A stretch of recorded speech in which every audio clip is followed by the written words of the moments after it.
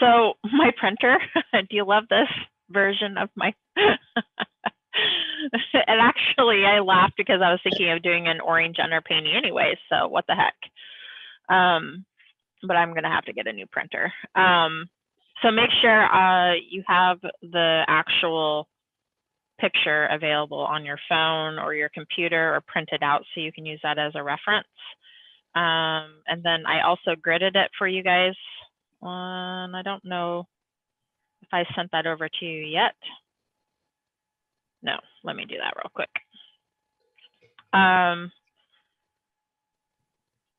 There we go. And then I quickly pulled out some sticks. I'll take a picture of it for you guys. And okay, for the underpainting, I'm going to do orange, but for the shadowed area, I'm probably going to use more of a blue. Normally I would just do, you know, different changes of values with the orange, but I think I'm going to go with blue just in those shadowed areas down here versus some orange. And this is just like a last minute kind of change in my mind. So I'll probably do, and I'm going to sit out the color for you. So this is what I'm thinking about for the underpainting.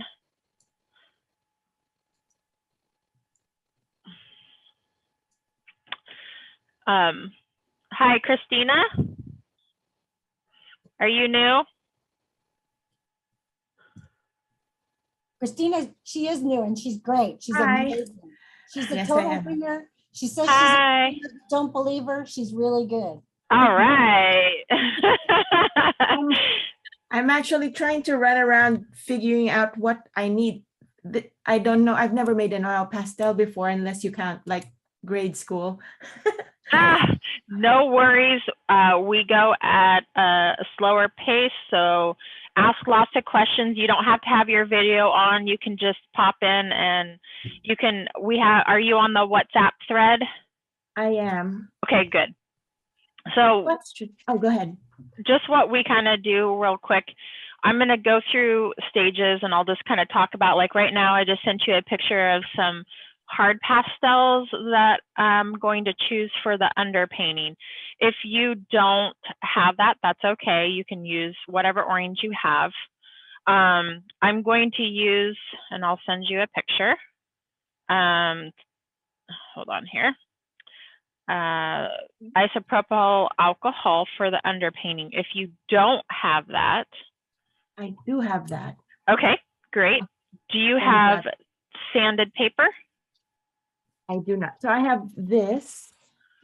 Okay. And I have watercolor papers, acrylic paper, and okay. So for the watercolor paper, what you can do is use your watercolors for your underpainting. Okay. Oh, okay. And then use your oil or your pastels over that. Okay. Okay. I do also have canvas. Does that work too? Not for pastels. You're really going to want sanded paper because of this medium, and I'll send you a picture of what I suggest for the sanded paper. UR is the company that I like. I'll send that through. I like the 400 grit. This is, so you're going to want to get that. They come in sheets. You can get larger ones, but this is just the 9x11 or 9x12, excuse me. And I'll cut them into smaller pieces or what have you. But with those, the sanded paper, you can use Gamsol on it. You can use the alcohol. You can use water. And primarily, that's what we're going to do is the alcohol, or we're going to use, we're just going to dry rub the pastel into the sanded paper. Okay. Let me watch and learn as you go. Absolutely, absolutely. Awesome. Thank you. So last class, we were looking at some well-known painters such as Claude Monet and his Haystacks. And we were looking at what Impressionists did and how they used the color and mixing these colors together to create a shadow or a highlight with the sun. And so that's why I have what we did last week here and the actual pastel to look at as a reference. And today's class, we're going to use a picture that I found. And I really want to touch base on, so this is a landscape painting class. And what that means is we learn about aerial perspective, how to create the illusion of depth. So something that we've been talking about all year long is composition. What does color do as it moves and recedes? And it becomes cooler, the lines become blurrier, less details, cooler, and you know, just more muted colors. So we always want to think about that when we're approaching our painting. So for example, in this actual picture, prime example right here, as you look at the trees in the very far distance, they look the same as the trees right behind the hay bales. But we know it's not. That's the artistic license we have, right? To come in and know that we need to visually tell the person who's looking at the painting that this is in the distance. And the only way we can do that is to make those colors, those values lighter and duller and fuzzier. And as we come forward, it becomes more detailed. So that's one step that we're going to pay attention in this picture. Two, does anyone know where the sun's coming from? Do you know what time of day this picture was taken? Well, it's either sunrise or sunset, and it's coming from behind us to the left. Yep. But it's fairly low in the sky. Correct.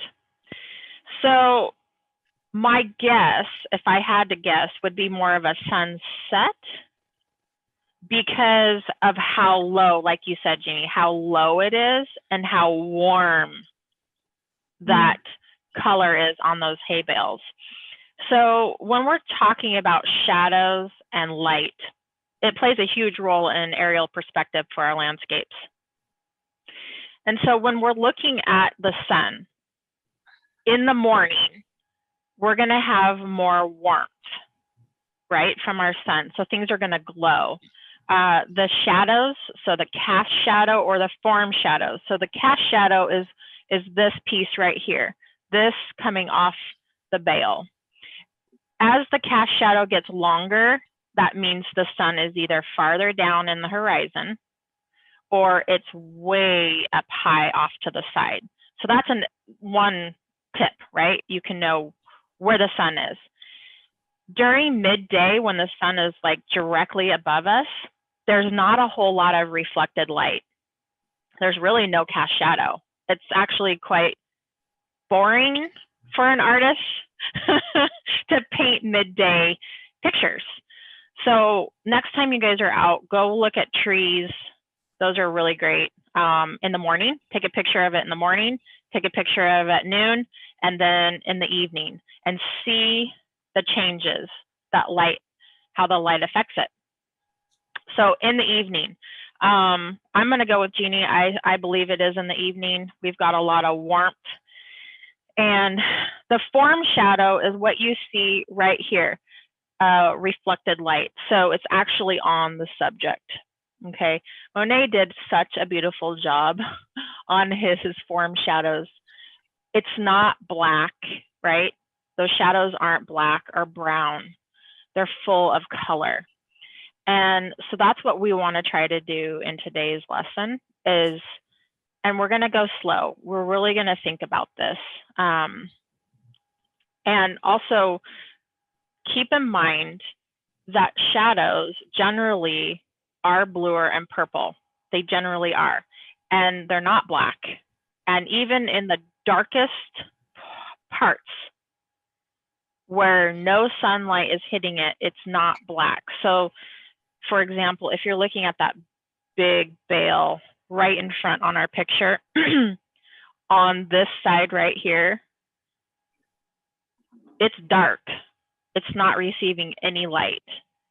But we know it's not going to be black. We know that behind here, these trees, even though it shows up on the picture, they're not black.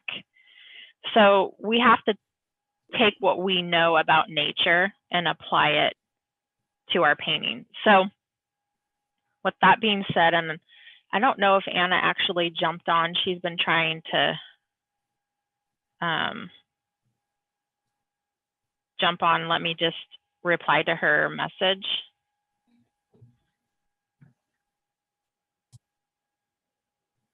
By the way, I saw some actual Monet haystacks yesterday with just one. I was at the Getty Center. It was gorgeous. Oh, Whoa. wow. Isn't it amazing? All that color. It's amazing. Yeah. Yeah, it is. How big was it? Well, that's the thing, but it's the scale, isn't it, that kind of gets me. Yeah. Sorry, I didn't catch the question. Was there? I was just wondering how big it was. I'm not sure. I think I took a picture with someone in front of it, so you might be able to tell. Oh, I was in front of it. Let me send this. Let me send this to you all. I love it. I love it. So funny. One thing also that we also talk about is composition. And one thing I do like about this, right, is we've got the big hay bale and it kind of leads our eye here. Always about pathways, what we're looking at. And then we're going to kind of come back up to this barn. We're going to put that barn in, or that house, whatever it is. Just indicate it. It's not going to be super detailed. Again, it's in the distance. But what we do need to maybe adjust is these trees right here. They're kind of evenly spaced. You see like those openings are just, again, going back to those soldiers. We don't want them evenly spaced. That's something I noticed right away.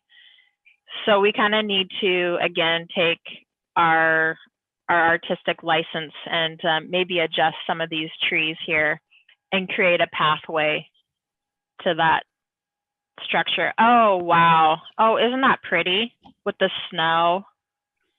Gorgeous. I mean, look at how, so look in the distance how he did that, right?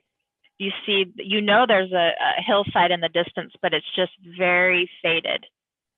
Those are. I did take a picture without me so you can see it better. This is the one I'm going to try next. Wow. Oh, that is brilliant. That's fantastic. And an original. I'm very jealous. Wow. Isn't that beautiful? It's gorgeous. So see his shadows, his cast shadows. So what time of day do you think that picture was taken, or that he painted?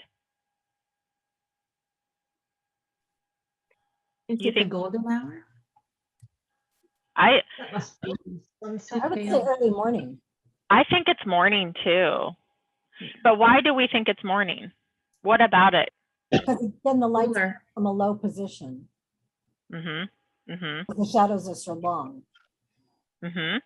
And also it's a very dim light, soft. It's a delicate light, over, so. Right. Right. No, those are good cues and tips. I think it's morning too. He often did morning or evening because you have these cast shadows. And look at the smaller haystack. Look at the form shadow on the haystack itself. See that subtle change that rounds around the haystack from that very muted red brown that comes around the corner to the muted purple. He didn't do that to the larger one because that smaller one is farther away. Again, using the muted, not so bright colors. And that's what we want to keep in mind today. It's a challenge. There's a lot going on. It's beautiful. Amazing. Amazing. Leah was talking about earlier and before we started how towards the end when his cataracts were taking over, he would actually sneak in and try to fix his paintings, his lily pad paintings, and he destroyed a ton of his haystack. He just hated them. And there was only just a few that I think it was like somewhere around 30 of them left that actually were saved, but he would just destroy them. And it ended up being towards the end painting from memory, right? And so, you know, that again is a wonderful thing. If you can go out and paint things over and over and over, it'll become intuitive. He just knew what to do. So, but I couldn't believe he snuck in to the Louvre and was changing his paintings. That's crazy. All right, so let's get started. I did just a little bounding box, Christina. This is just, I'm going to use the edges to test out the colors. That's kind of how I start out. So go ahead and let's sketch our picture. And what did I do with, I'm going to just use a pencil, very light. So today is about our haystacks, right? So if it were more about the sky, a horizon would be down lower, but because it's about our land, our horizon line is going to be up here a little higher. So I'm just going to put it in here.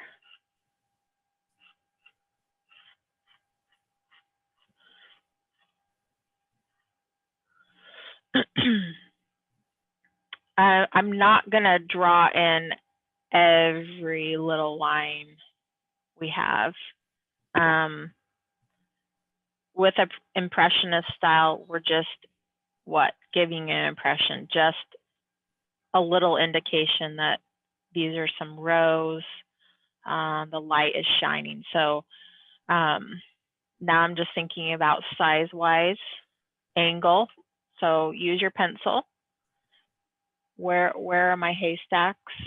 They're going to be angling this way. So we've got one here, right?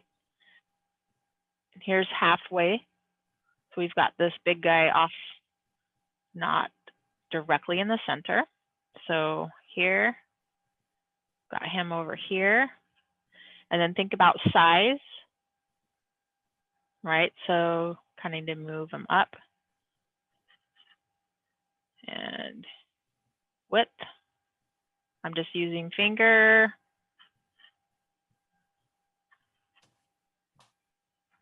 Doesn't have to be perfect.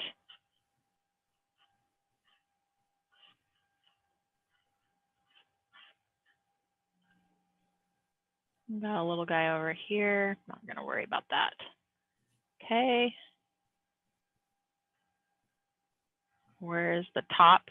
Here's our horizon line. So really pay attention. Where's the top of this guy right here?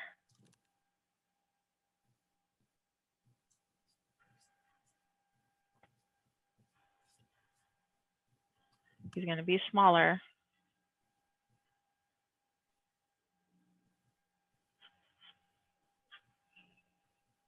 When this guy is kind of at an angle here.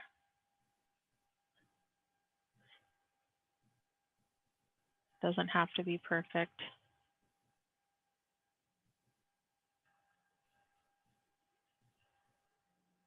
And we got one hanging out over here.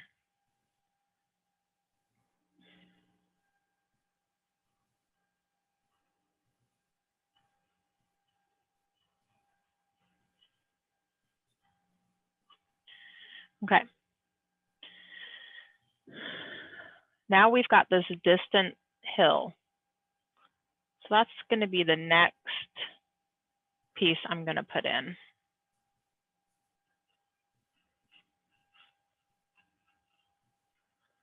I don't want it completely straight across. It's boring. So I'm gonna give it a little bit of a rise.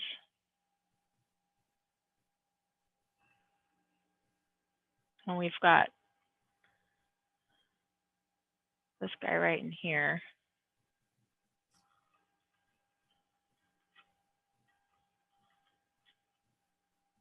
Again, I'm not going to really worry too much about detail. He's just sitting there.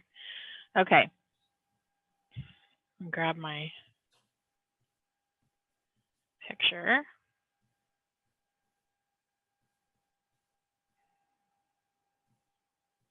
I did talk about these trees in the front.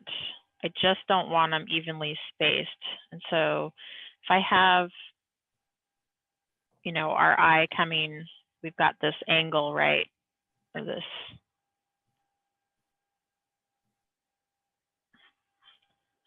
coming, and then we're going to be traveling this way to some trees.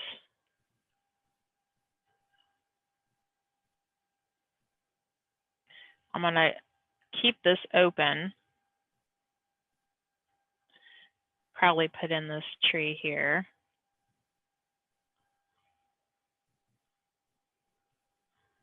Maybe bring this up a little bit. It's okay if it's not exact. We're just some low bushes back in here. May need to adjust that, that's fine. Bushes in here. We want to check our angles off the haystacks. So notice how it's coming out more to the edge here. We've got, right?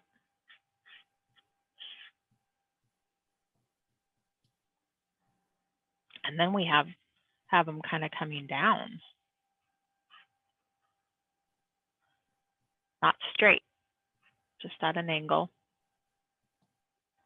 at us.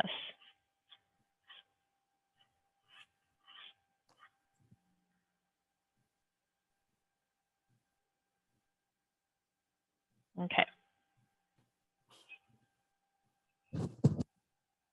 Once you're done sketching out, go ahead and send it over.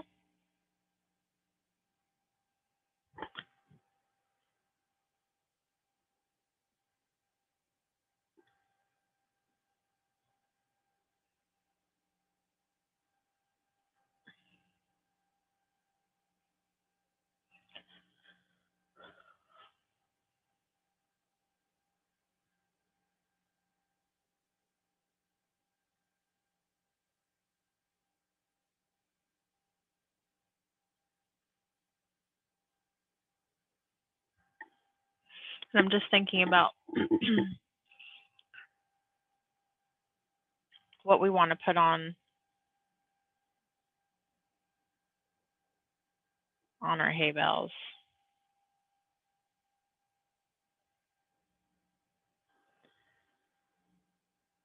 So we're going to use the light orange. So I'm just going to show you, I've got this light orange and then a warmer orange, a pinky, peachy, and then a pink, and then our blue. I'll take a picture. This is going to be for our underpainting.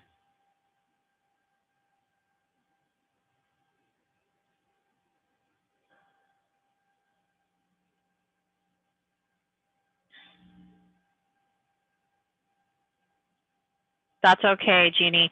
It is. So this is what our left brain takes over, right? This is why sometimes turning the picture upside down and sketching it out shuts your left side brain off, and your right side brain says, oh, it's just a shape. And try it out. You may do it. Because what's happening is your left side of your brain is saying that's a hay bale, and that hay bale needs to be round, and it needs to be this shape other than really looking at what you see. So go ahead and turn your painting or your picture upside down if you have it. I tried to fix it, but then it just made a mess. So Oh, I I'm know. just gonna wait till I start actually pasteling. Perfect. Because trying to erase pencil on sanded paper doesn't really work. That is true. That is that now. So I have found that you can also take some of your alcohol and kind of just wipe it, and it'll erase it a little bit better. Good, Linda. I love it. Good job. Good job using your lines. Yep. Thanks. No, I know. It's even I did it. Like I decided I wanted to add this whole area on this side where it's not really there, but apparently I wanted to add it. So again, I'll adjust it once we put in. Good, Julia. Yep. Perfect. Good job. How are you doing, Christina? I am still drawing. I'll catch up. No worries. No rush. Okay. So with our colors, we're going to do sky the lightest, of course. So we'll lay in that light orange. I'm just going to scumble this down here.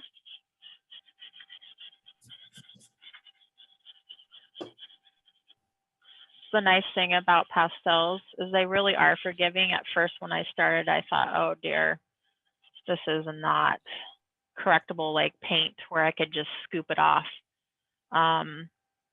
But you learn how to work within the confines of what you're doing and know that you can adjust it. You can lift color, change color. So I'm looking at this warm orange, and I kind of want to just lay it in those sunlit areas that we see right down in here.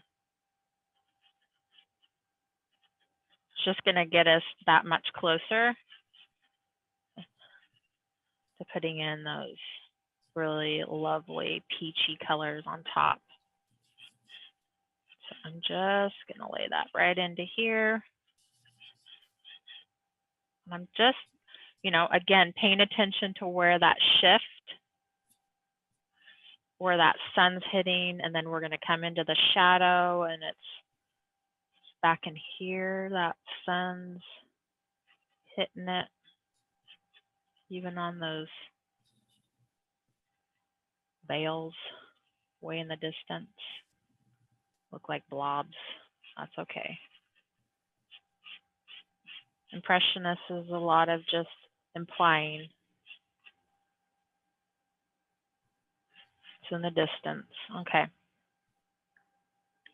With upright planes, just like trees or mountains, those are going to be the darkest value. I'm going to use this dark pinky color, and I'm just going to come in.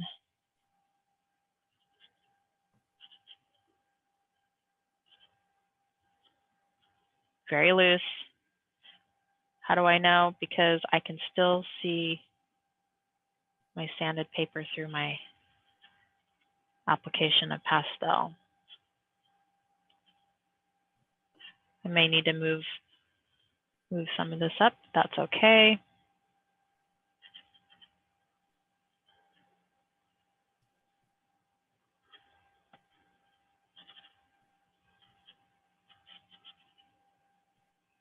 They just are shapes right now, no detail, just shapes.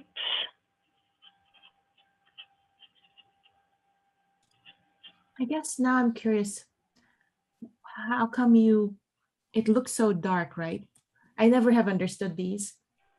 Someone will look at a painting with that looks really dark gray and then or dark blue, and they use an underpainting of like red or orange or purple or. Yeah, good question. So a lot of our landscape paintings are going to use complementary colors. We have a lot of green usually in our landscape paintings, and so if we were to just lay the green down, it would just be very, very flat. And so when we're using the complementary colors, it, one, vibrates, and then that green just lays on that red, and it's a complementary. It just makes it so much more rich. And so generally, when I'm looking at a picture overall, I'm thinking about its complementary color when I'm starting out for the underpainting. So Got it. if I have a painting that's more of a blue and then purple, a tip that you can do if you don't have one already is really helpful is a color wheel. Mm-hmm. And so on the back, you can think about, oh, okay, this painting is like really red violet. So if I take it over to red violet, what's the complementary color? It's going to be a yellow green.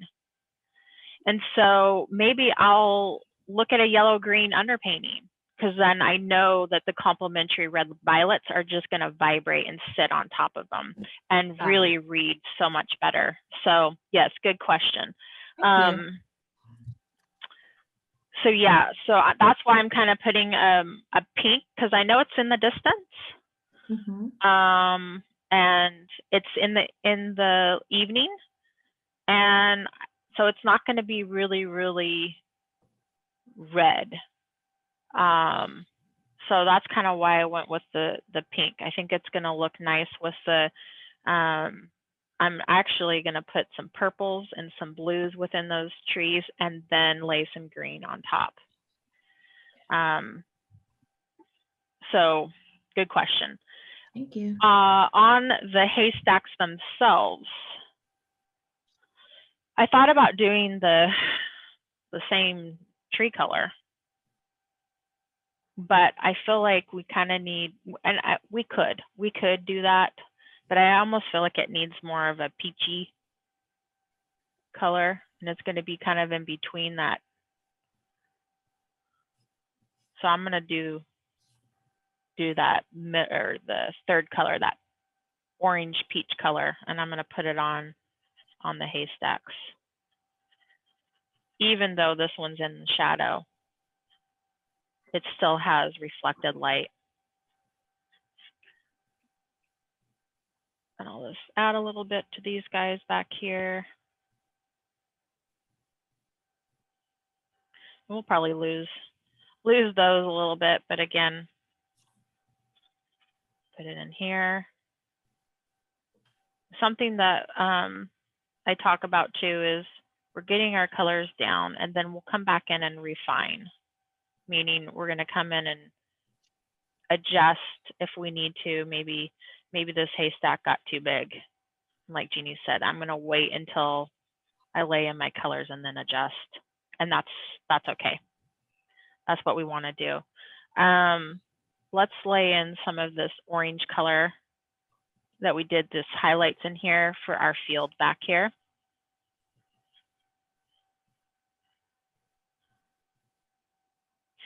And just gonna put it in.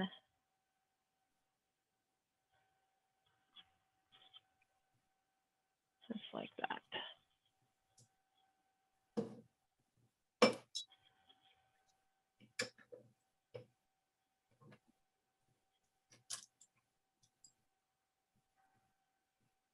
Okay.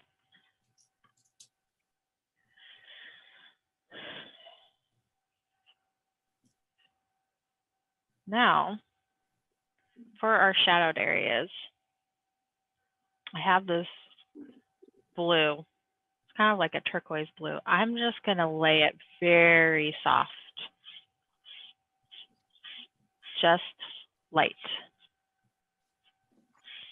The idea is we're going to put this down, and then we're going to build our color over it. So it's going to be underneath that cut hay. Always looking at what's underneath those top bright colors.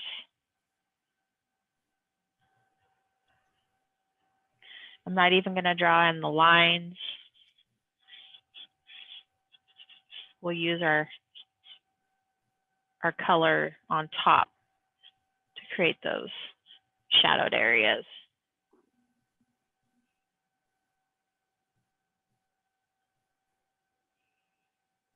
Okay. No.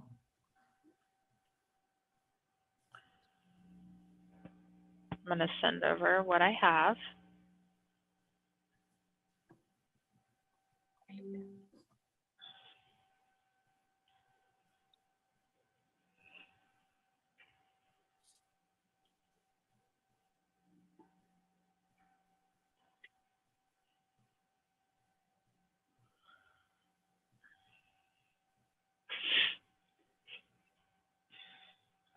And for you, Christina, I would, if you're using your watercolor, just go ahead and paint away, let it dry. If you need to use a hair dryer, you can do that too to dry it off, to quickly dry it. And then pastels, we're using soft pastel, hard pastel. I can recommend some brands for you to start out with. Yes, please. That aren't too expensive, and that will get you some mileage out of them. And those are new pastels for the hard pastels. Those are the smaller ones that we're using for underpainting. Rembrandts are good for the semi-hard. And then you can do, these are kind of unison. Let's see.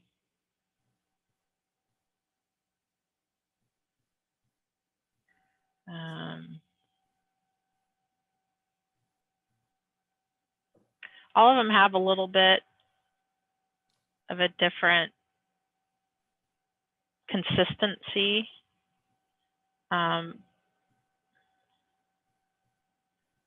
But here are some names that you can kind of look at, and you can Google semi-hard pastels and they'll give you variations. And you're more than welcome to send me a message and ask if these are, you're going to have a wide variety of pricing too. So, but even if you just did the new pastels, those are fine too. Thank you.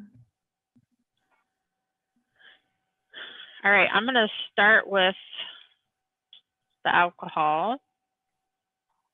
If you guys want to send over your pictures, go ahead. I can look at them. Or if you want to wait until we do the underpainting, you can do that too.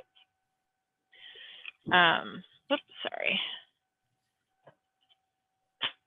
So let me grab a brush here. Need a bigger brush.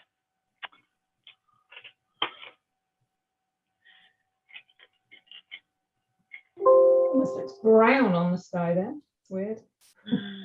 Oh, good, Julia. Yeah. Great. It's funny how the camera changes things.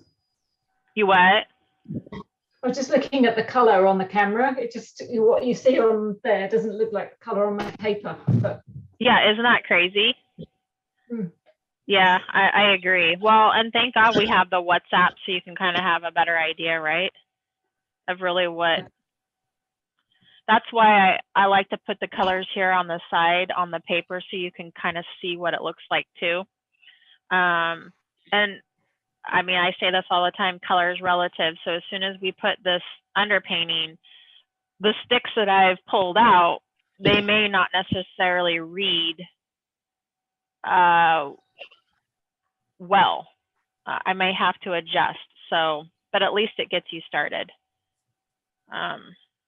So I'm going to go ahead with my rubbing alcohol or isopropyl. I always start with the lightest color because I don't want to darken, I don't want to muddy my alcohol. So start with the lightest first.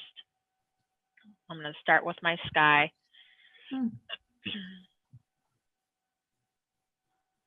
This just turns it into paint. Just liquefies it.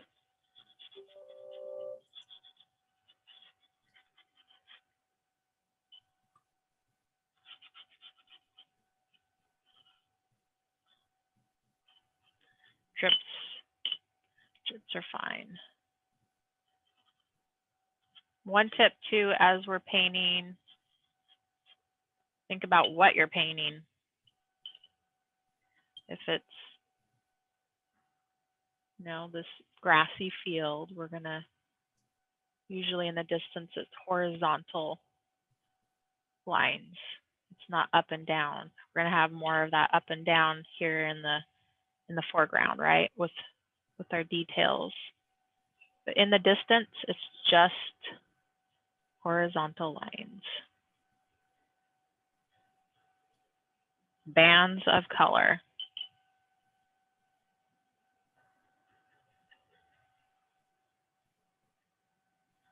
And I'm taking care of where these hay bales are and trying not to just paint over them.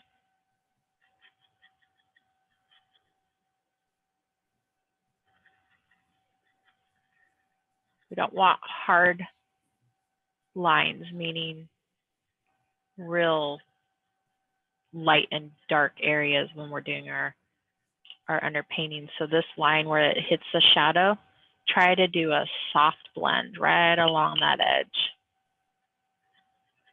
If you have to press harder, that's okay. You just want it very soft.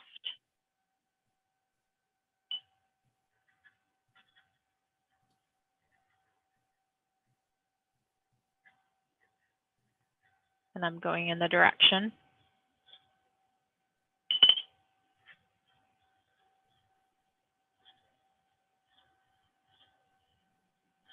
Letting some areas be a little darker than others, but still very soft edge.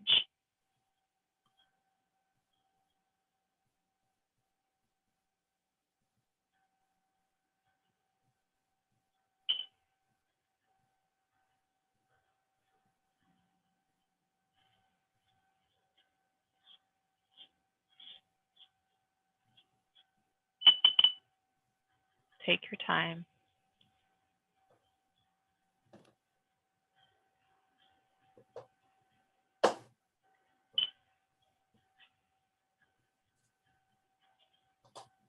Changing direction.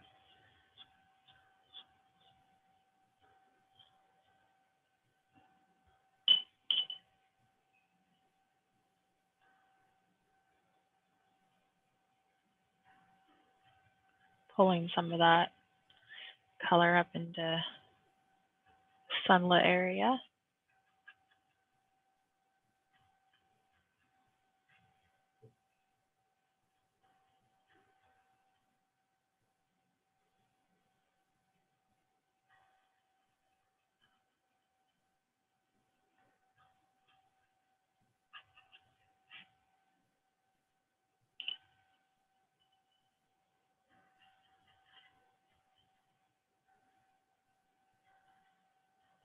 Just dabbing a little bit.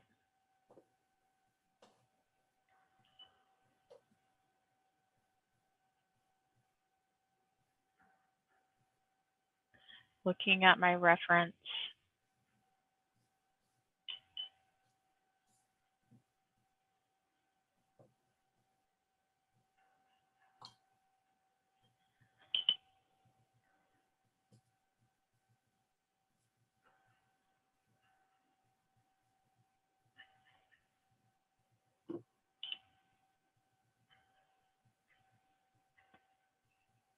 Okay.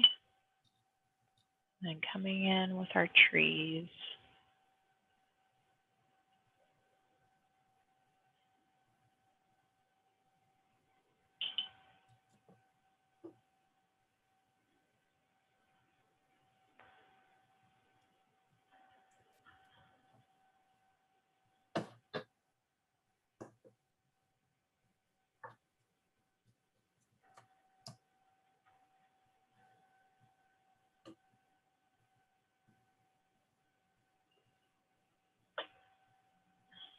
I think I need to adjust this area real quick.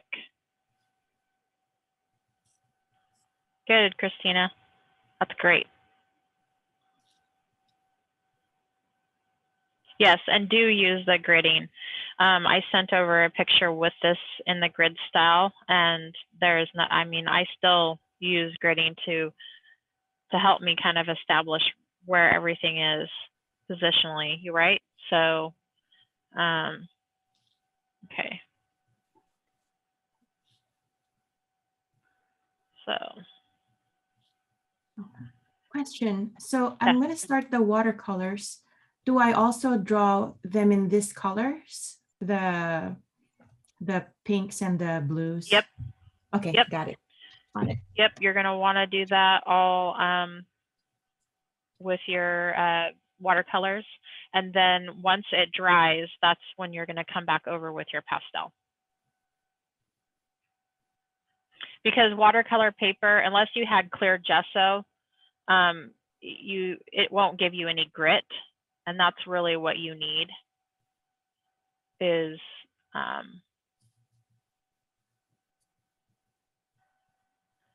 the grit to hold your pastel down. We've got some distant trees. I'm just taking some of my pink paint and I'm just going to put them in.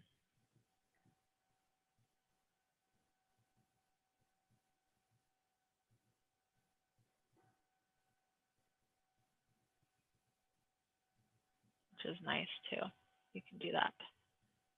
And we've got that barn somewhere in here, house, and we can add that in.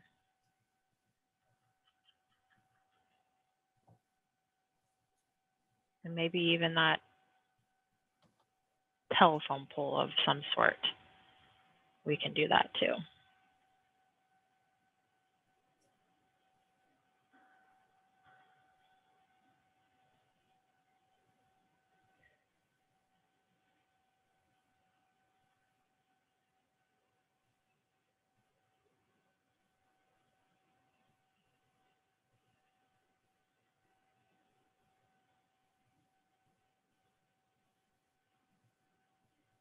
Okay.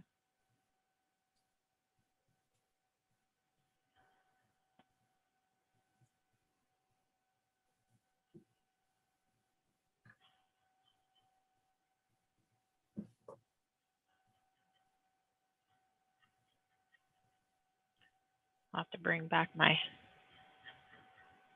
hay bales.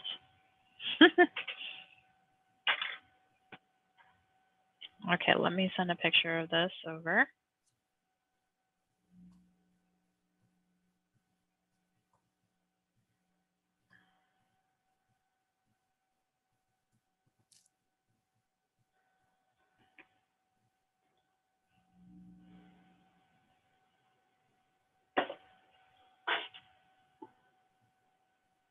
Let this dry.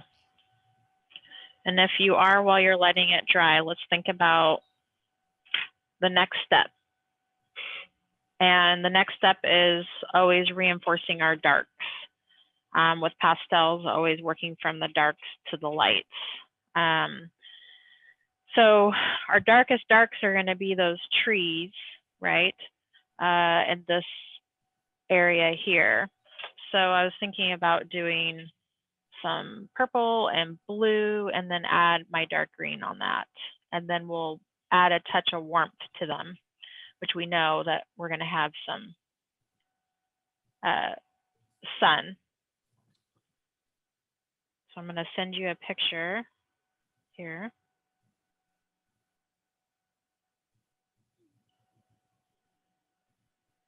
And then I'll add these colors here so you can see them. Why do we do darks within the same value? Because it's more interesting. It's not boring. It's going to bring more color. So these are the three.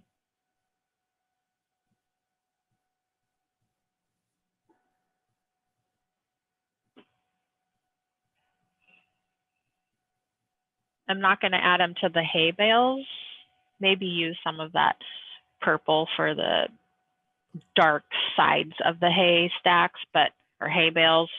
But we do know that if we get too dark, that it's gonna be hard to read. So meaning we need to have that aerial perspective. So we're gonna have more saturated color down here in the foreground and on our reflected, our cast shadows and in our hay. And we're gonna have a little bit more detail, and then it's just gonna become more muted and less detailed as we move back in the distance. And thinking about our sky, I was thinking about doing just the blue, typical light blue sky. And then those distant trees are going to be a more muted green, probably a muted, even maybe purple. I'd have to look at, we have to go off what we know and not what we see in that picture. Because if we painted what we saw in that picture for those distant trees, it's just not going to work.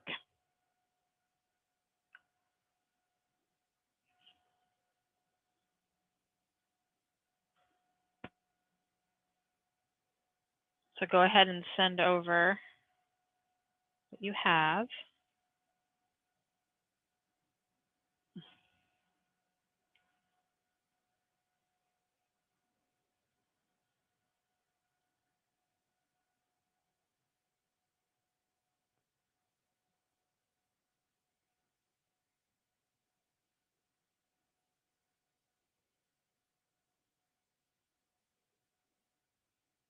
Yeah, great.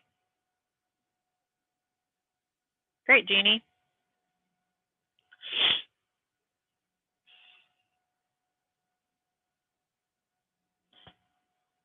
And on your hay, that big haystack, I'd cut it up on the right-hand side just a little, meaning right here on this side, take your paintbrush or your pencil, see how level that is? Yeah, it's flatter than I made it. Yeah, so you want to come over here. It's almost as flat as our horizon, which, right, the illusion. It looks like it's actually at an angle, but it's not. Now, this second one is, and we can see that because of the top. Right. Let me see if I can.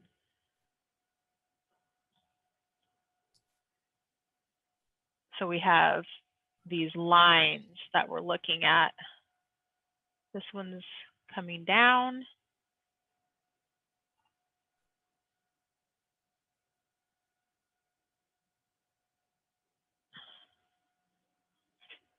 So isn't that interesting?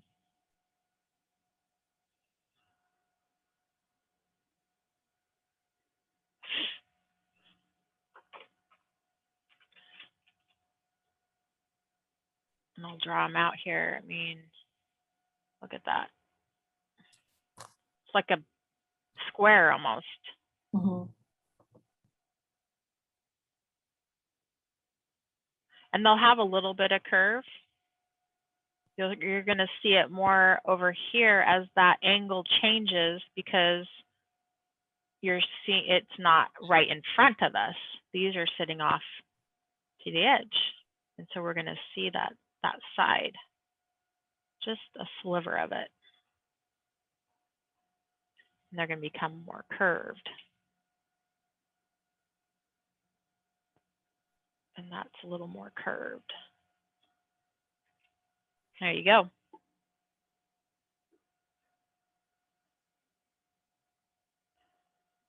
So as we move over into even like my haystacks, referring back to these shapes to correct, and that's kind of where we're at in this stage is there anything in here scale wise we need to address?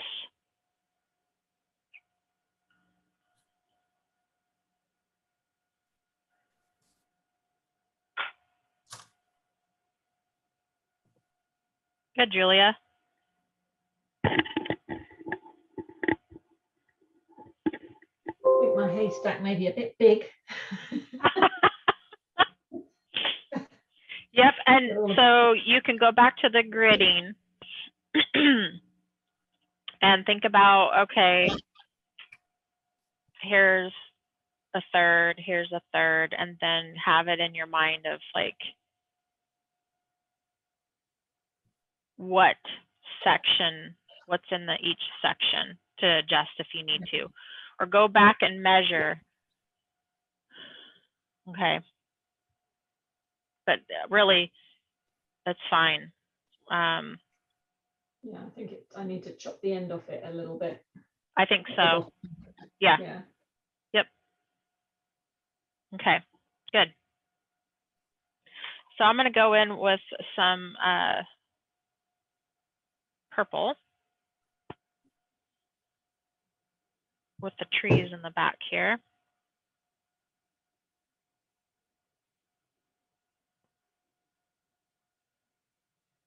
This is a semi-hard pastel, very light touch.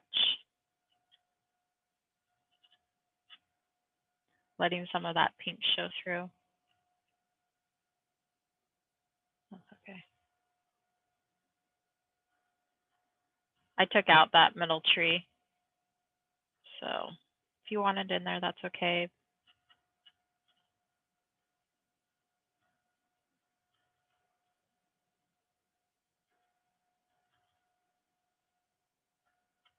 Just a light touch right through here. And it comes down.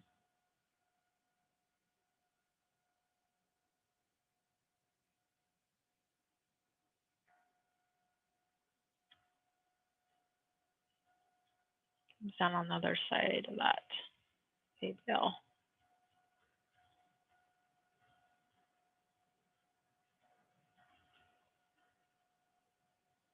I'm just going to keep going.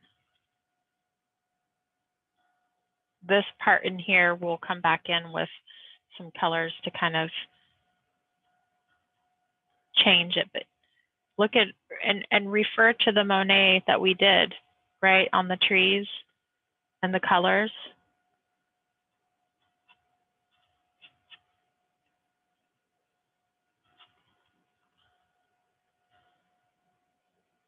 I don't want to go too high because I know that there's that structure, and I like to put that in. So sometimes using the side of the pastel makes some nice vertical marks.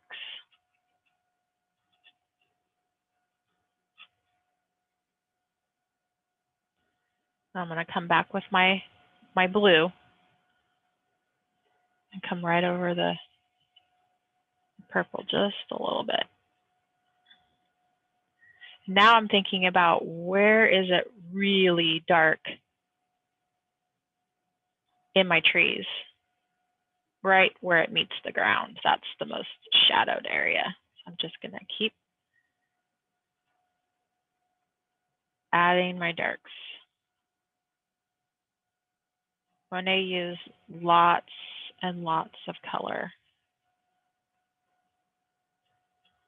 but in the same value family, same light and dark.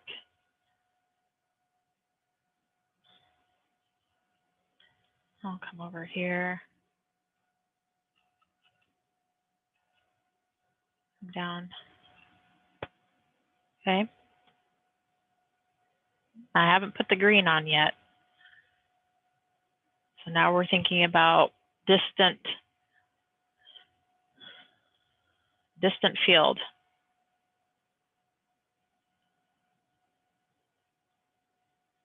So green, very pale green.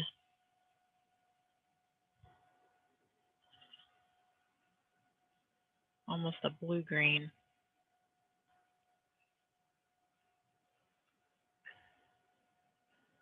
I'm just gonna pop this in.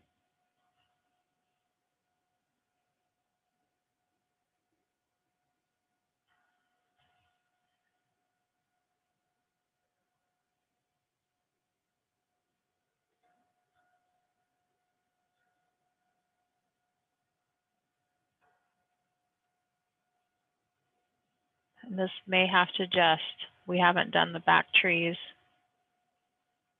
So.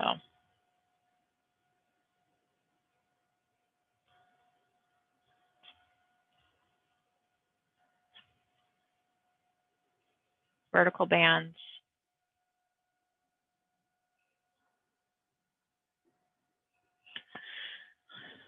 Okay.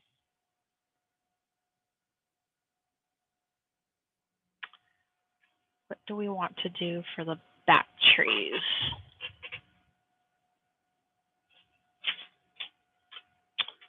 Let's use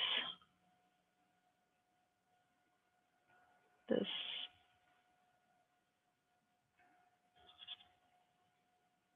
muted purple. It's a mid-tone, and then we're going to come right back over it with a lighter color. But we're just going to come over that light pink.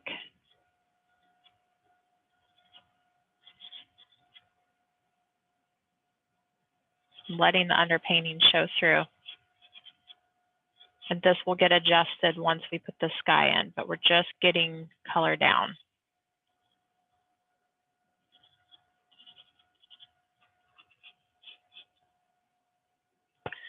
And so.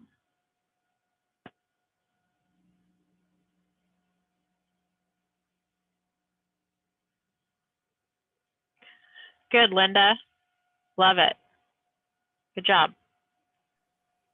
Thanks. Okay, so now we're going to get into the sky. I've got a nice blue.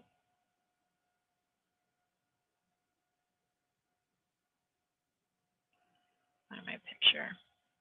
It's white almost in the picture, but I'm going to do a light blue at the top and then move down into some turquoise, real light turquoise. So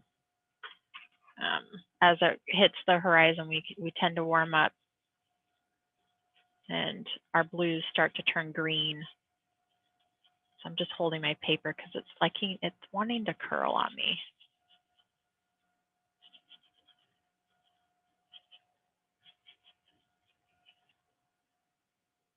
And then I'm going to come in with very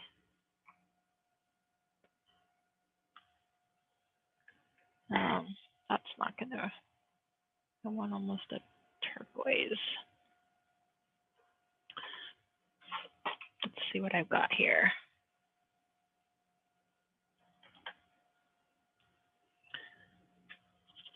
There we go. And just come right over the blue. And I'm going to come over a little bit of those back trees to soften those edges. Remember, distance, we're blurring it. Come right in here.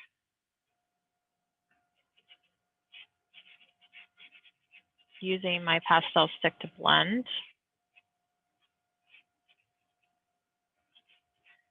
Soften those trees.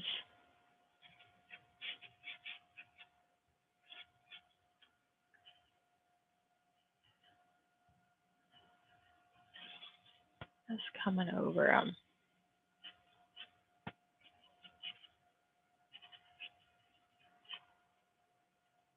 You can use your finger if you need to.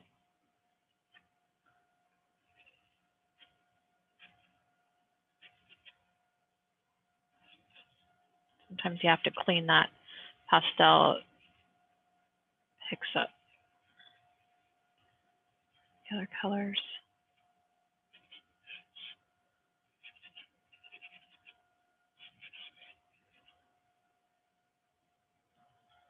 Is that like a green? Did you say is that a minty green? It's kind of like a minty green. Let me take the picture of it. I'm just kind of coming back in, letting some of that warm color show through. Oops.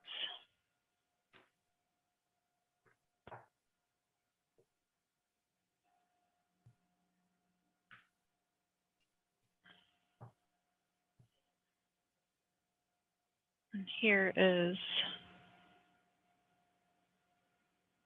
it's that bottom turquoise.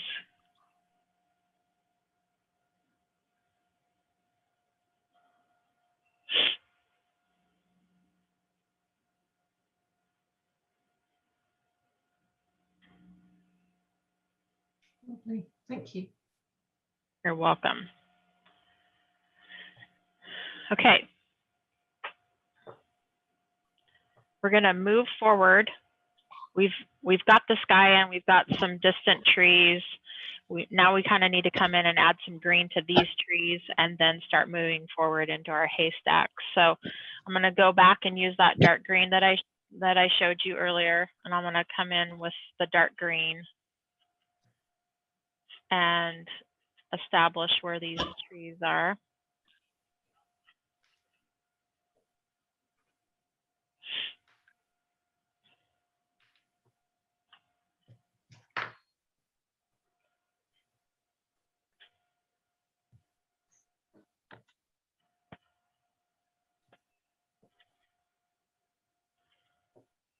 This is a square pastel, and so I'm just using the edge to kind of create that jagged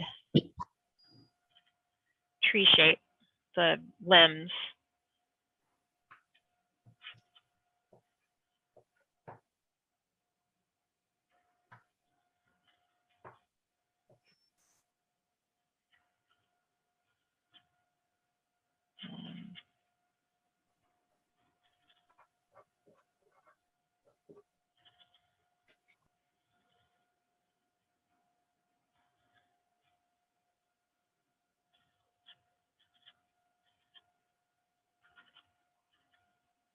Like that.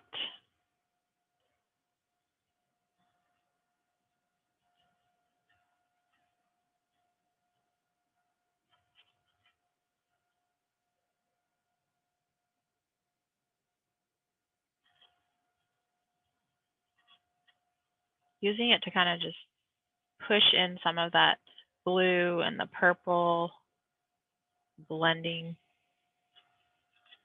I'm not painting leaves. I'm not painting limbs because this is still in the distance. It's all about the haystacks in front. We're just putting in what we have, what we know, just to let the viewer know what that is. That fell off of.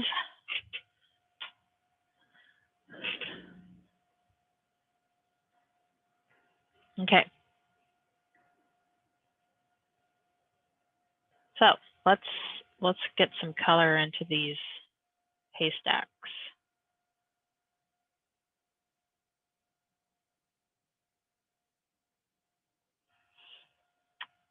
Let's do some nice, we know in the front it's going to be these down on the bottom, the reflected, the form cast shadows. So these right here are warm. They're catching the sun, that evening sun. So we're going to have some oranges and some pinks and yellows. And then notice as we move up to the top, it's almost a purple and a blue. So we're going to use the color, and just like how Monet did that, right? Up here on the tops, you see those purples, and then almost like that red violet in that cast shadow area. So we're going to use what he did to create that on our haystack. So the one in the middle is in the shadow. It's not receiving much light.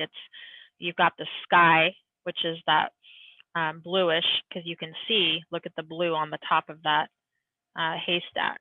So I'm going to come in with some muted oranges, peachy on that haystack.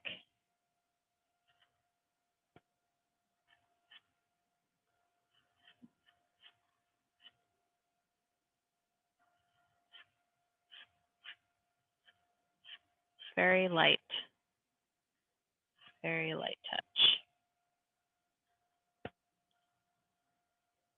And we're going to come in with a muted pink.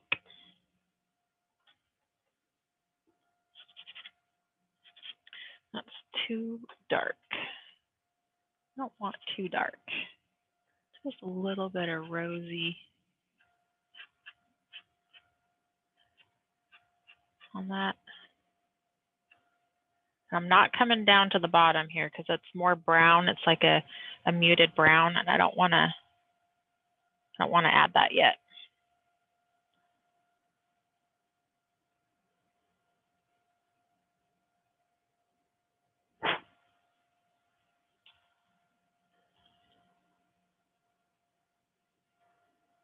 Purple.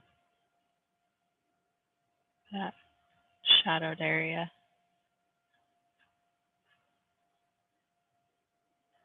Even down into here. Just tapping. I'm just tapping my pastel at the bottom. I'm just really evaluating what color I see in this.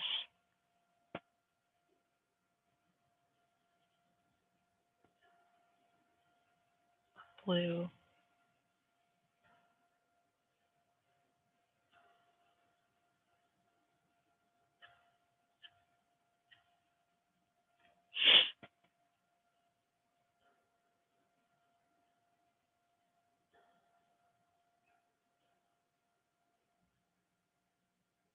Okay.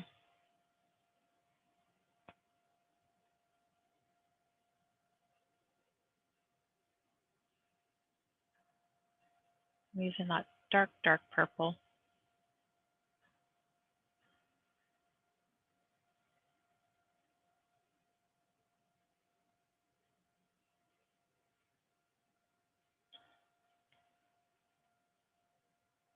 Got some bright peachy orange.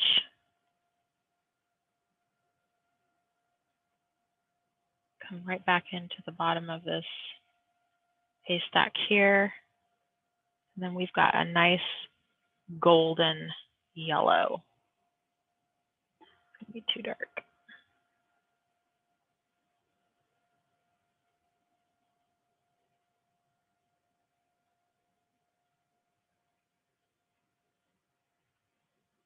Yep. More curve to this one.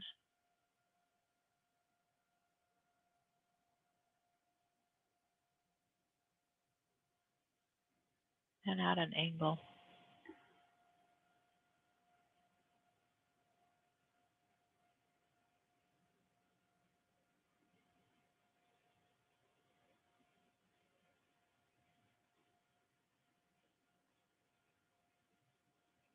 You can see the edge of that.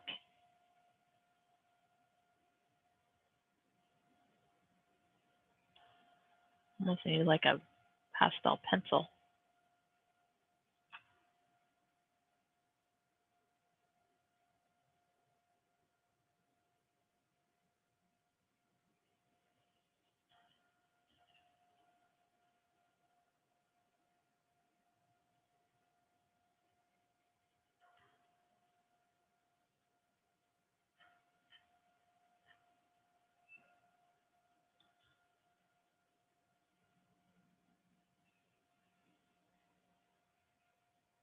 Okay.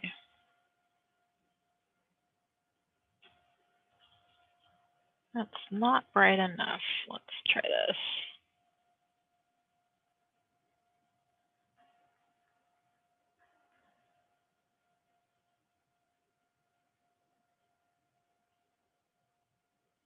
And I'm just marking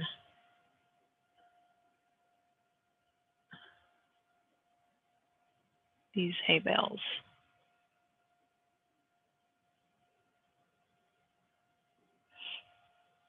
That's like a creamy yellow.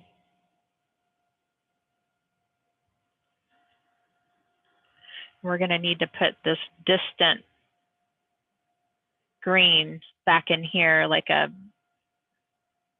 even a lighter green than that.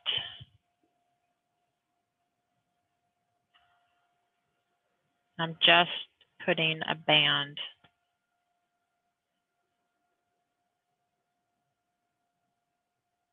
So it seems wider here And then it just kind of gets smaller and smaller as we move on. So just a band.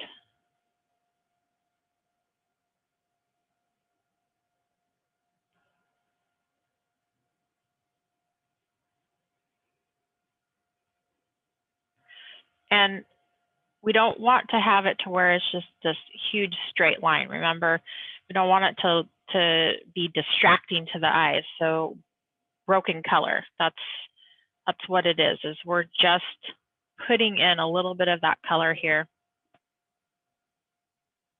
Short lines.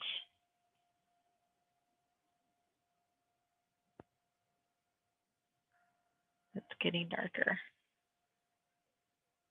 because the light's not shining on it.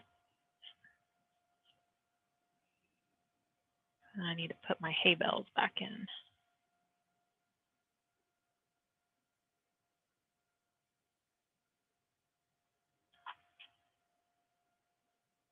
Just putting marks just like that.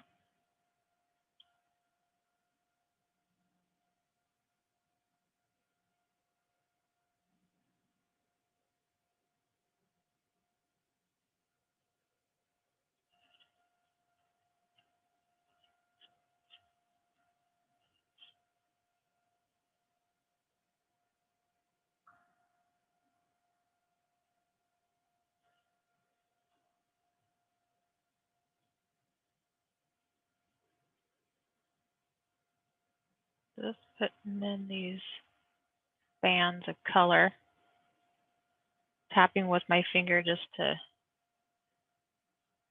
diffuse it a little bit.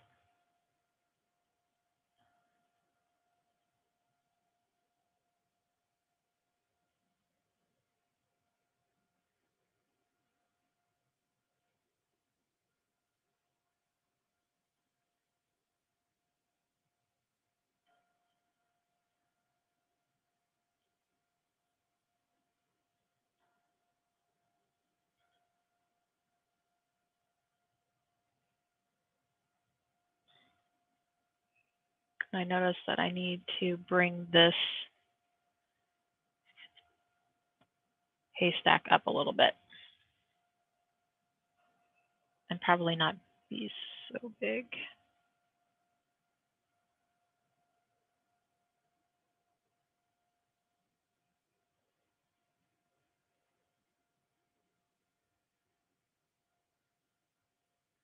Let it back and forth.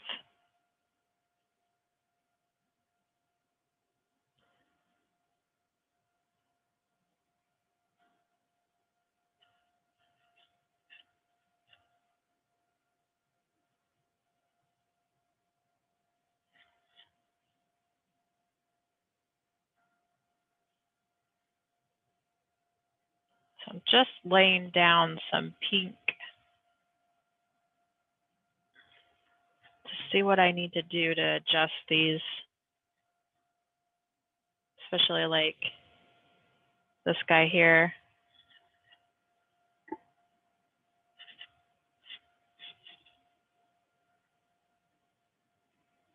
I'll take a picture.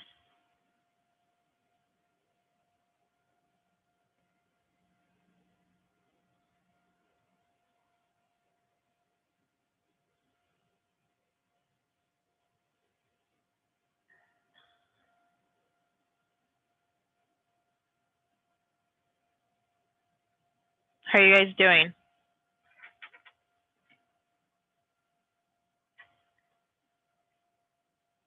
I know it seems simple and there's not a lot to it, but I'm slow as always. you what? I said I'm slow as always. About 3 years behind. Yeah. It's one where you're kind of going into it and then, oh, I need to add color here. I need to do this.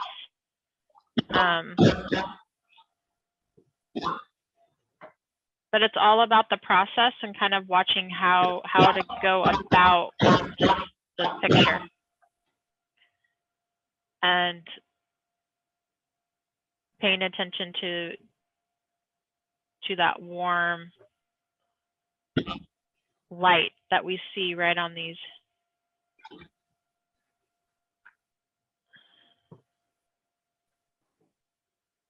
haystacks.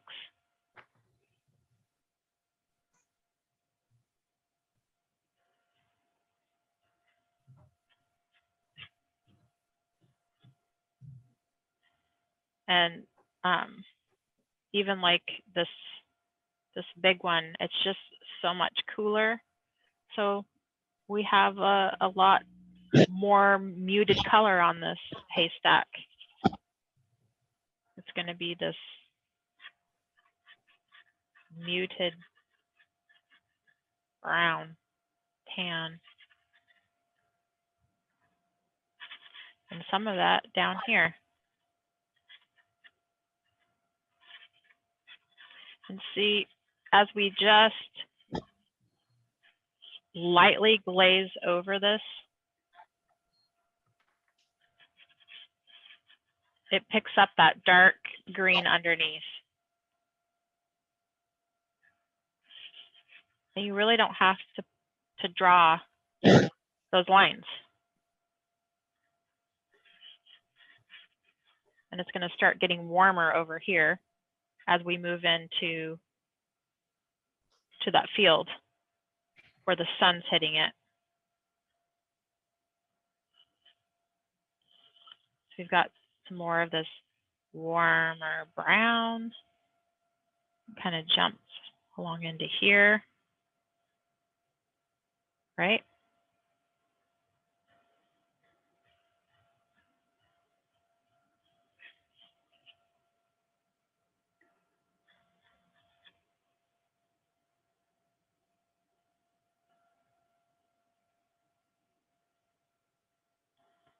And then even on this bale itself, if you look at that color from here, it's actually even lighter on top of that hay, like a real muted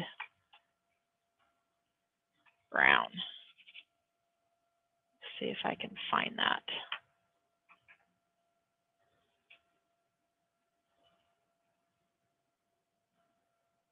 Even a muted peachy color.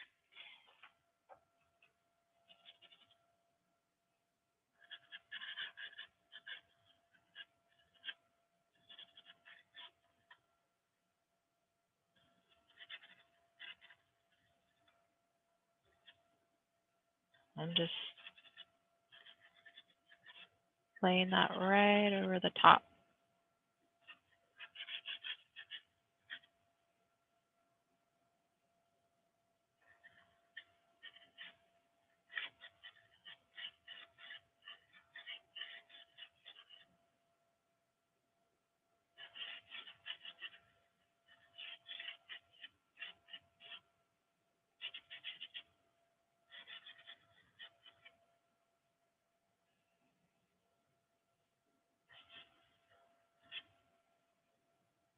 We're just looking at those shifts in value where now we're coming down into more saturated color here.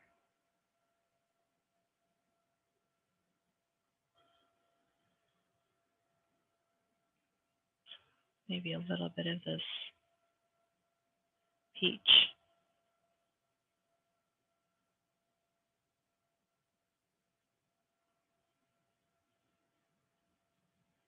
Got some of it out here.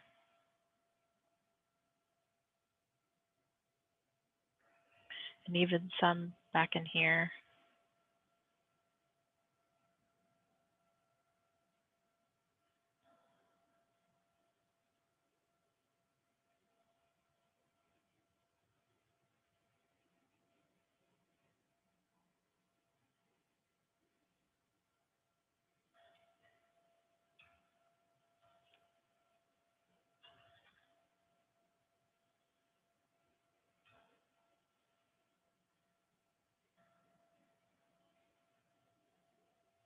This is just a muted purple.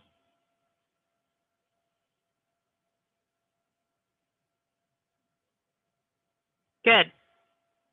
Good, Christina. So now you're ready to put your pastel over it.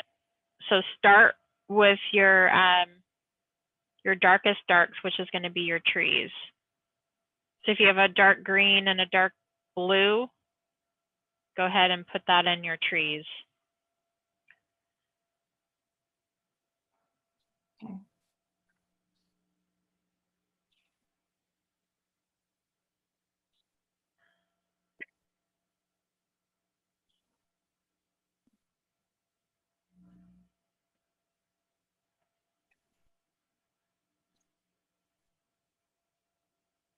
Obviously, we're not going to finish this today, but all about edges.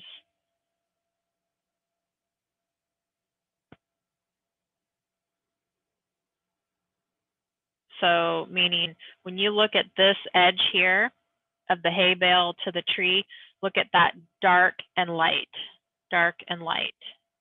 So when I'm looking at it, well, it looks like I need to adjust my hay bale and bring it up a little bit more. So in order to do that, then I'm just going to come in with my line here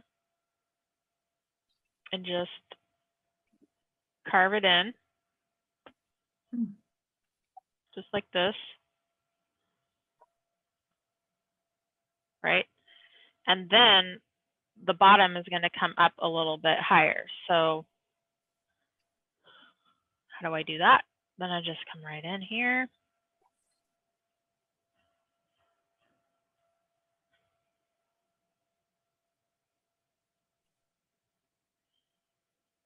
And adjust it.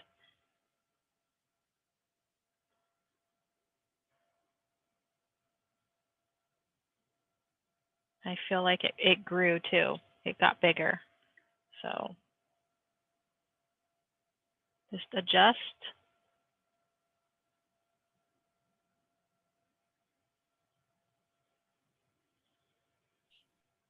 Just like that. And then I'm looking at the relationship with the other one. So, and it does. I mean, that's where you kind of want to say, okay, this is where that tree is. And really it's at an angle, right? Hey, Marie. Yeah. If I have oil pastels, so do I still need the rubbing alcohol? No, if you just did the watercolor, is that what you just, yeah, no, Yeah. then you're just going to go with your oil. Okay, got it. Thank you. Yeah. Yeah. My colors are so limited. They're my kids' oil pastels, so I'll be better prepared next time. Yeah, yeah. Go ahead and just you know, look and see what you can find with that list that I gave you. Okay. Yeah. Yep.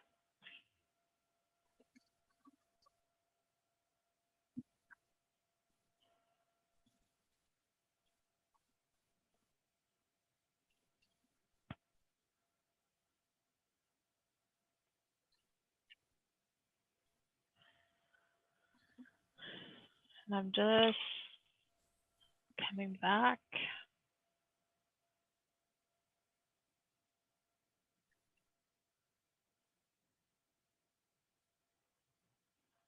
I'm using the edge of my pastel to kind of give it a curve.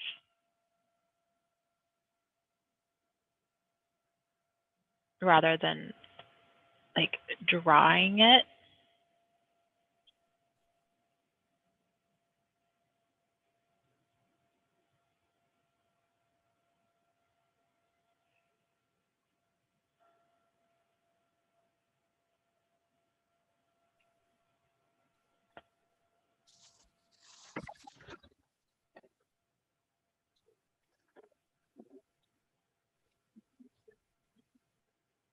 And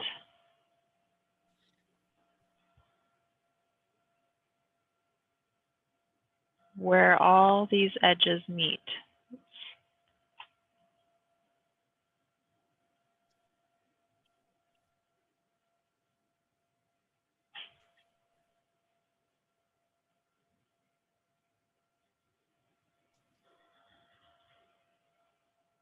It's a little dark. And this color down here in the foreground is going to be that muted green that we were using. So you're going to look at very muted colors.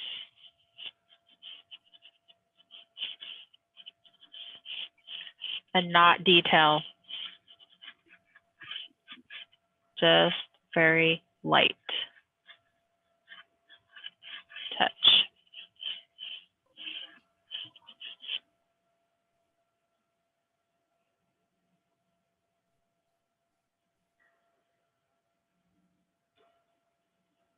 That's too dark.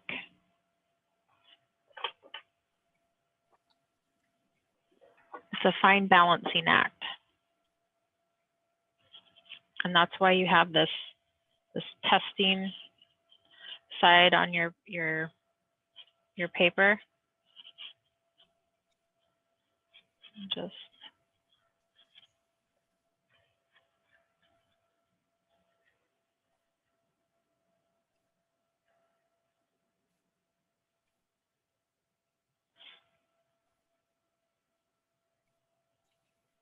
like that.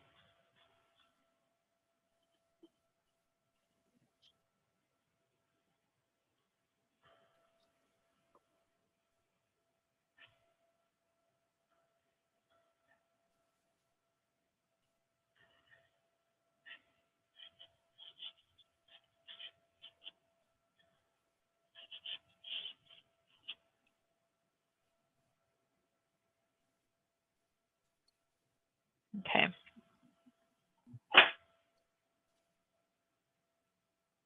Nope.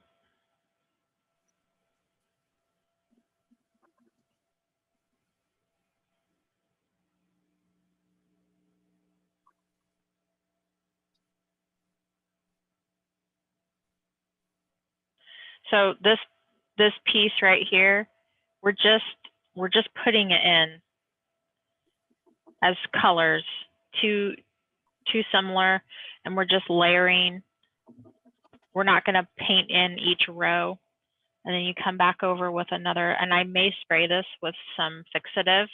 That's another thing, Christina, you can get some more mileage out of your paper, especially on the watercolor paper. Mm-hmm. If you have some fixative, like this is Blair, the low odor fixative, and matter of fact, I can spray it. And what's nice is it, now if you want to do blending, blend now, but if not, then you can spray it and it will just fix it, and then you can layer over it. Got it. Which is kind of nice. It's a little stinky. Oof. But the fixative for pastels is the same exact fixative for like charcoal and all that, or is it a different kind? no, you can use it on charcoal too. Yeah. Okay. Now this fixative, just FYI, like if you are done with your pastel painting and you don't want it to come off, one, this is going to change the value. It's going to darken it a little bit. So you don't want to use this as your final fixative on your pastel. I've got one that I use for the final, and I can grab it real quick. I have it in the other room. It's another artist. When I took a workshop, she recommended this is what she sprays for her paintings. Mm-hmm. And it doesn't darken it. It's not cheap, but I know another artist told me that there was, I haven't tried it yet. There's a different brand, but whoops. So I'm going to use this fixative when I get ready for Open Studios for my pastels. So this is what it is.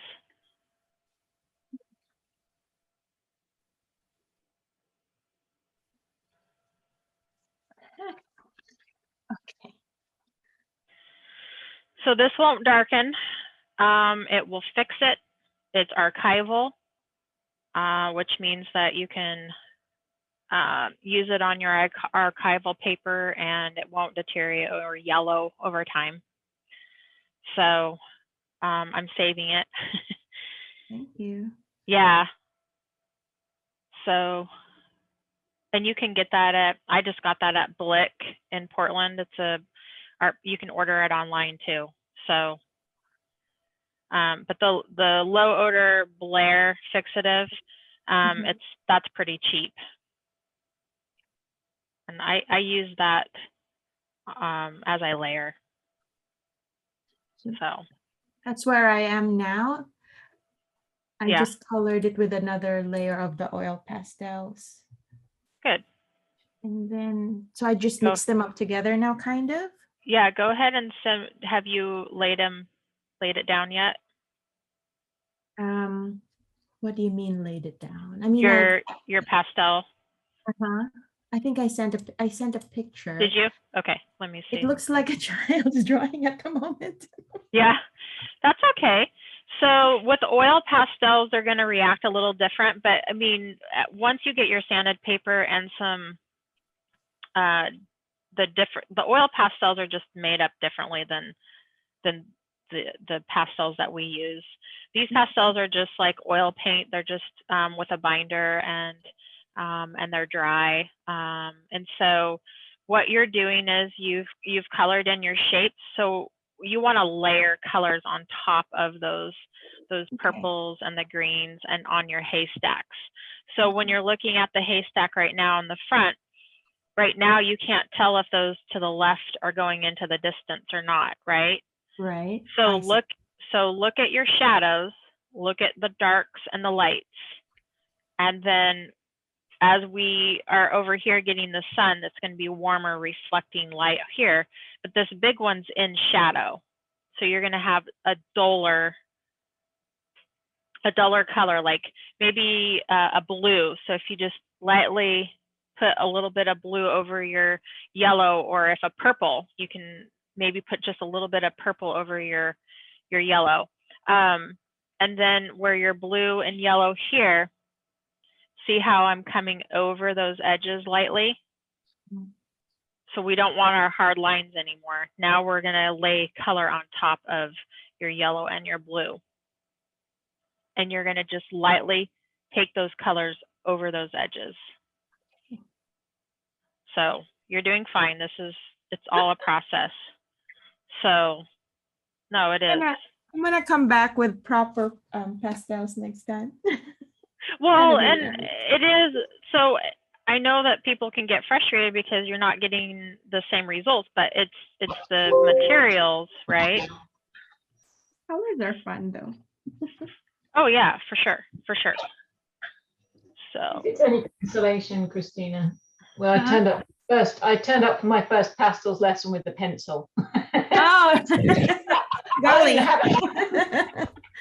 But now I'm an addict. I have way too much stuff now. So be warned. I know in the last week or so, I don't know what I've spent at the art store. oh man. We all sympathize because we know. We definitely know. But yeah. So it's one of the things with Monet is lots of layering of color. And so look at his paintings and look at those edges that he's created. And really just work those edges. And that's what I'm doing, just right in here.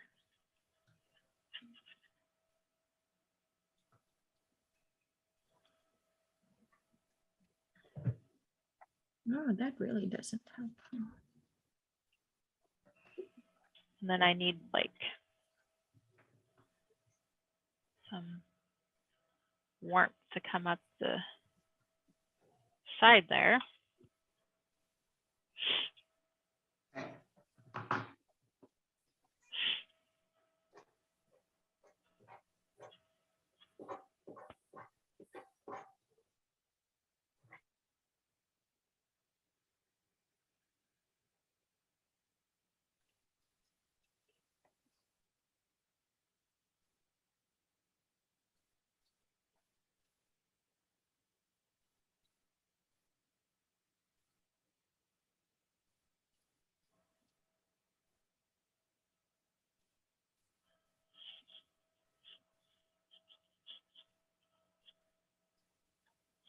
And when we look at the Monet painting that here that he was doing, look at all of the greens and the peaches, and we know it's a field, but the purples, the blues, that's the amazing part of Monet and how he was able to use color.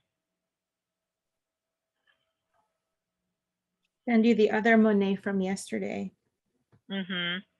Hang on with me.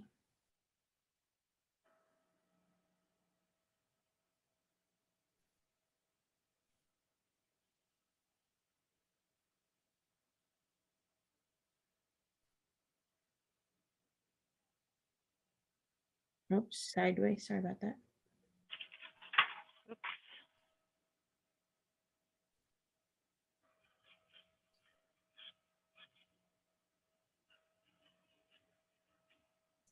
Edges suck. You're stuck?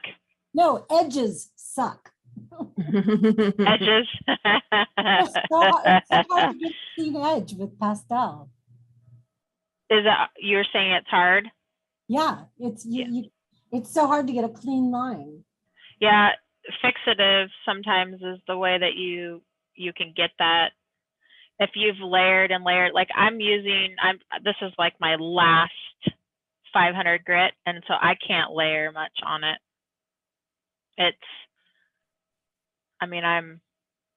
I can tell because when I try to lay the color down, it's not sticking as well. So 400 grit, I say is the best because you can, but spray it, Jeannie, if you can, spray it and see if that helps. If you have spray.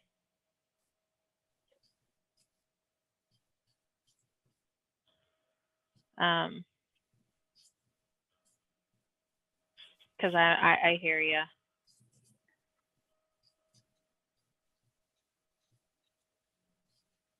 And even like some of these that I'm trying to add color to in the back here, it's tricky.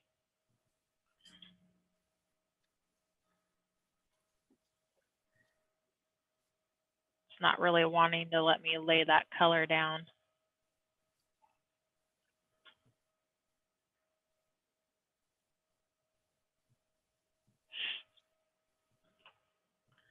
Almost have to go back in and yeah, spray it.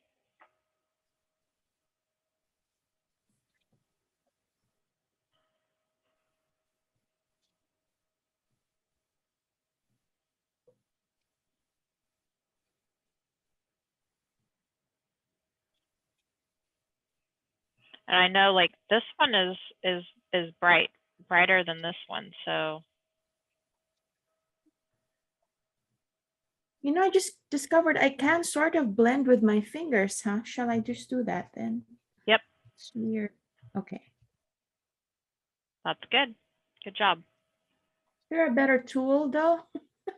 Yeah, you can use, I have some pipe insulation foam that you can get at like a hardware store.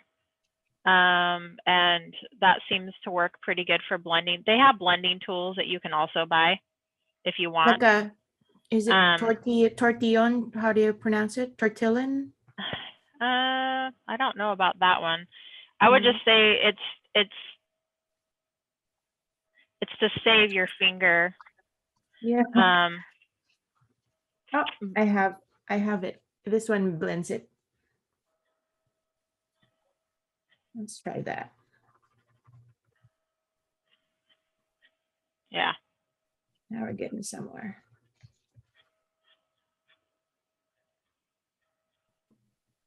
And do you strive to hide the color down below? Like I can kind of see so I'm trying to blend the color, the trees, right? Mm-hmm. I can kind of still see some of the purple showing through. That's not supposed to be, right? It should only be underneath and not showing up at the edges. No, you're okay with the color showing through. I like having the underpainting show through. So no, you're fine.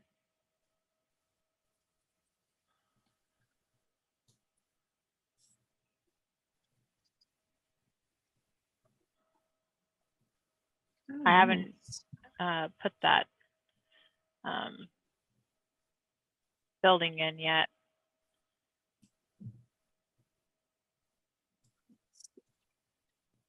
Tumbling. So, and then shadow, right? We've got some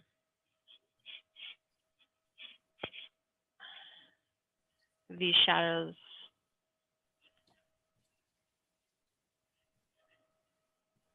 I'm just gonna, this is a purple.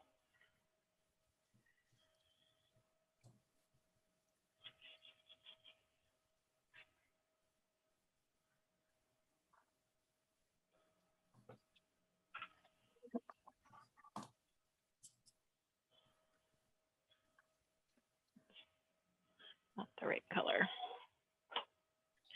Need an orange.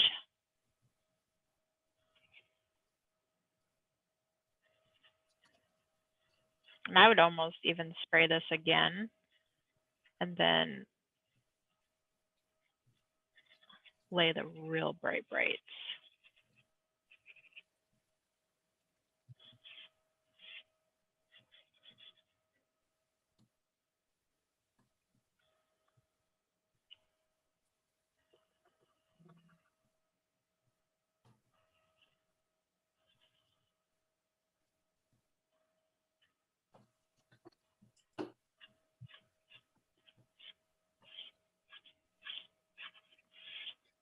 Just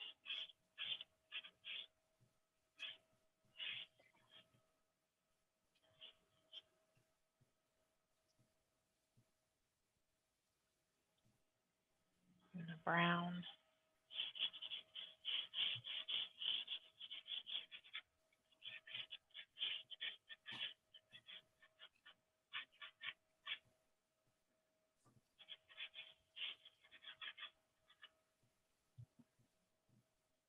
Before we go. Oh, isn't that beautiful? The irises. Wow. It's gorgeous. Yeah. Hey, maybe someday. You'll get there.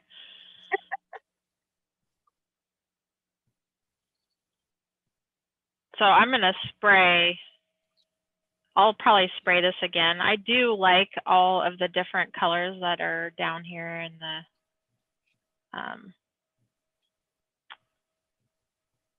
shadow. So, and when I say spray, I'll probably spray it and then maybe add a little darker spray and then pop some brighter, maybe put the building back in there, adjust the trees, right? It's a lot going on in this picture. Surprisingly, right? Mm-hmm. And definitely add some of those warmer greens, because we know that as the sun is setting, think about where it's going to be hitting those trees. Give them a little bit of dimension.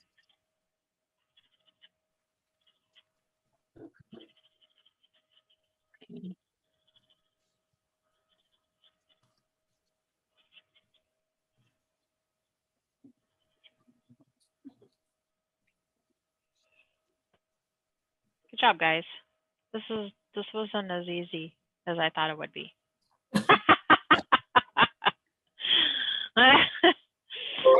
Once you start looking, it's like, wow, isn't it? Where do you start? It is. It is. And so, like, that's the trick, is how to simplify. Let me see. I heard, yeah,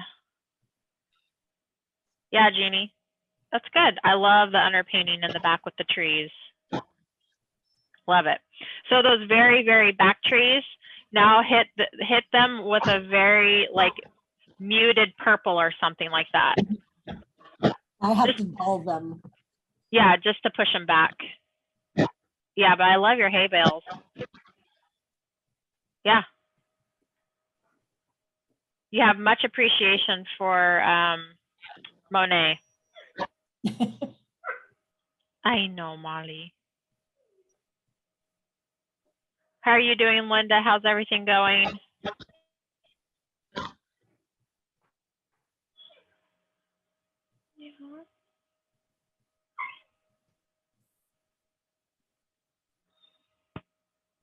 Very good. Yeah. I love your trees. Nice. That mess I've made here. Good job. All right, guys. So next week is our last class of doing structures. And so we can do maybe something like a field with some grass and a fence or something along that, or we can have some hay bales and a fence. I'll think about it. Throw in a barn.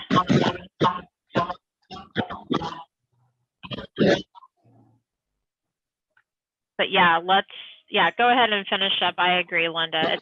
This is a lot. This is a lot. Can you do me a favor before we end class? Can you pull out the drawers of your pastels a little bit and take, I just got my set of drawers, so I want to see how you organize them. Oh yeah. So yesterday we did some plein air painting. So I've got some in my box here. Let me move it. Hold on.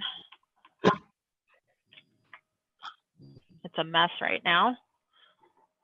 But I do from the darkest value, right, the lightest value.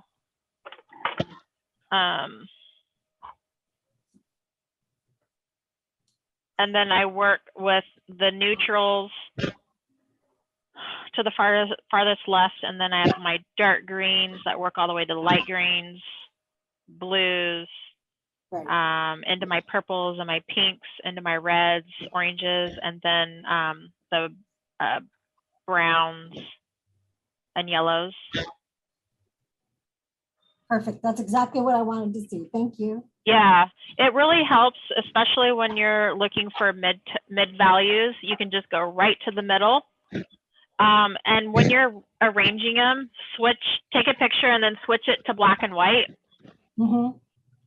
That way it helps you identify some of the ones that you think are medium or dark and really they're not. Right. I kind of figure like this is going to be an exercise outside of class. Just to yes. These. It really, really helps. I highly suggest it. So good job. Thank you. All right, guys. Keep sending pictures over if you have questions, and have a great week, and I'll see you next Sunday. Thank you. I did send my one. Oh, good. Thank you very much. Yes. Good job, Christina. Yeah. You're getting it. It's messy, but fun. That's okay. Keep going. Okay, I'll get those colors you recommended. Okay. Sounds good. Take care. Bye. Bye.